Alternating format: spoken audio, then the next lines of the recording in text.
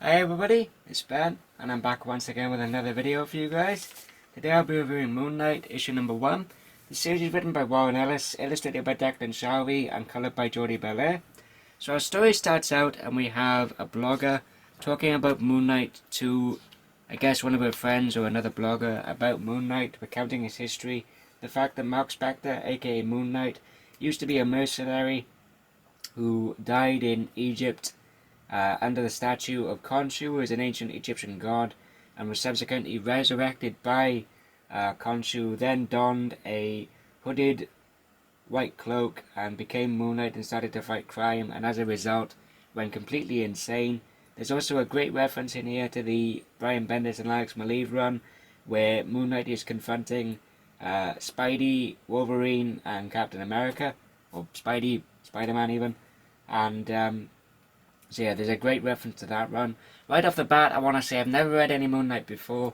I only know of the character of Moon Knight by reputation, and the fact that he's completely insane. And as I said, he's the guy who dons a hooded white cloak. So I don't know anything about Moon Knight in terms of his history or his origin.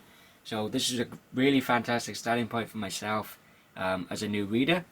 So we get introduced to Detective Flint, who runs a specific homicide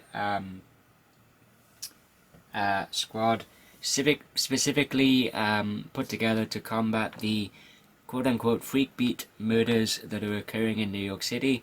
And we're then introduced to Mark Spector, aka Moon Knight. There's been a lot of controversy amongst the fans regarding the suit change, but someone like myself, who, as I said, I've never read any Moon Knight before, I'm fine with the suit change. I think it looks really, really cool. And if you have a look at the cover for issue 2, you can see the classic suit making a showcase on the cover. So maybe that'll mean that the classic suit will indeed make a return at some point. So yeah, there's that. So there's a really great scene of Moon Knight basically working with the murder squad headed up by Detective Flint, and there's some great dialogue exchanges showcasing Moon Knight's forensic skills and his detective skills as he manages to deduce how this unfortunate victim was killed by a slasher who Moon Knight believes to be opportunistic, and this is a very different kind of slasher that they're dealing with. He's going over how the slasher is killing his victims, why he's killing his victims, and what his methodology is, in the respect that he's killing them by using an ambush point, by them having walked down a dark alley and then ambushing them when they're least expecting it. There's a great reference to Mark Spector's time in Egypt, which again ties back into his origin of how Mark Spector became Moon Knight in the first place. There's another really great dialogue exchange from one of the police officers and Moon Knight, where he says, you know, you're not even a police officer, and B, you're going a thousand feet underground, you're wearing a white suit, and he's going to see you coming, to which Moon Knight just answers, yep, that's the part I like. So yeah, you can tell that Moon Knight isn't there in terms of all of his faculties, so to speak. Once again, here's another really great example of another one-page spread of Declan Shalvey's fantastic artwork and Jordie Bellaire's equally fantastic colouring of Moon Knight making the descent down into the killer's lair. And you then have Moon Knight subsequently confronting the killer, but he doesn't confront him in the traditional sense. He stops the guy from doing anything. He says, look, I've just come down here to learn your story. I want to learn how you became the way you are and why you are the way you are. So there's some really fantastic dialogue exchanges between Moon Knight and the slasher, in terms of how the slasher came to be the way he is and why he's doing what he's doing. As you can see there, he's pretty horrific looking guy and pretty messed up after an IED blew up and basically blew him to pieces. There's a really great and awesome scene of how Moon Knight actually takes the guy down. I'm not going to show you it because I don't want to spoil anything, because I want you guys to pick this up and read it for yourselves. But he does it in such a subtle and such a cool way that you don't even see it coming, that you just, from the fantastic dialogue exchanges that Warren Ellis puts in, along with the equally fantastic visuals of Declan Shalvey and Jordie Bellaire, you just automatically dismiss it because it's on a final panel of a page, and you just casually flip to it in order to find out what the characters are going to exchange next in terms of their dialogue. So it doesn't automatically register with you as to how Moon Knight actually takes him down, which was really, really cool.